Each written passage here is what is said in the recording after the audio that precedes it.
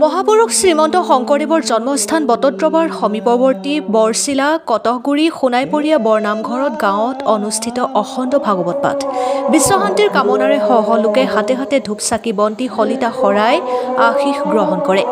অনুষ্ঠিত ভাগৱত পাঠৰ আৰম্ভণি দিনা তথা 9 মাৰ্চ দেওবাৰে পুৱা বন্তি প্ৰজ্বলন কৰে সহ্য বৰদলৈ আৰু তাৰ পিছত ধ্বজা উত্তোলন কৰে পাঠাৰ্য গোসাইখণ্ডা অনুকান্ত বৰদলৈয়ে। পাছত গাঁৱৰ কেইবাগৰাকীও জ্যেষ্ঠ লোকে অংশগ্ৰহণ কৰে ভাগৱত পাঠত। 11 মাৰ্চ ভাগৱত পাঠ সামৰণি ভাগৱত শোভাযাত্ৰাৰ পাছত নাম কীৰ্তন আৰু ৰাজহুৱা ভোজ অনুষ্ঠিত কৰা হ'ব। উক্ত ভাগৱত পাঠত সামৰণি গাঁৱৰ ভক্তপ্ৰাণ ৰাইজে অংশগ্ৰহণ কৰিব। উলহ মালহে আৰু কেইবাগৰাকীও ভকত বৈষ্ণৱে নাম কীৰ্তন পৰিৱেশন কৰিব। সামৰণি কাৰ্যসূচীত সোণাইপৰীয়া গাঁৱৰ ৰাইজকে কৰি 5 শতাধিক লোক উপস্থিত থাকিব। বটদ্ৰৱাৰ পৰা মেহদী জামানৰ ৰিপৰ্ট, নিউজ 24 অসম।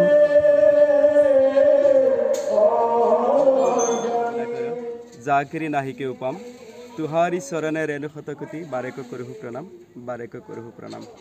কৃষ্ণ, আপোনালোকৰ চেনেলৰ যোগেদি আমি অসমবাসীক জনাব বিচাৰিছোঁ যে আমি বিগত 21 বছৰ ধৰি এই সোণাইপৰীয়া বৰনামঘৰতেই তেওঁলোকৰ অভ্যৰ্থনা সমিতিৰ উদ্যোগতে আজি 21 বছৰে অবিৰত ভাগৱত পাঠ 3দিনীয়া কাৰ্যসূচীৰে ইয়াত অনুষ্ঠিত কৰা হৈছে। এইবাৰো সমস্ত বিশ্ববাসীৰ শান্তিৰ হেতুকে আজি 3দিনীয়া কাৰ্যসূচী অৰ্থাৎ বিগতৰ যোৱাকালিৰ পৰা 9 মাৰ্চৰ পৰা আজি 10 আৰু 11 কাইলৈ 10 বজাত আমাৰ এই মহান কল্পতৰু ভাগৰ 3দিনীয়া কাৰ্যসূচী সমাপনী হ'ব। ইয়াতে আমি আপোনালোকৰ চেনেলৰ দ্বাৰা সমস্ত বিশ্ববাসীকে আমি জনাব বিচাৰিছোঁ যে বিগতৰ 21 বছৰে আজি এই সোণাইপৰীয়া বৰনামঘৰ সমিতি দ্বাৰাৰ যি 3দিনীয়া কাৰ্যসূচীৰে অবিৰত ভাগৱত পাঠ ভাগ চলি আহিছে।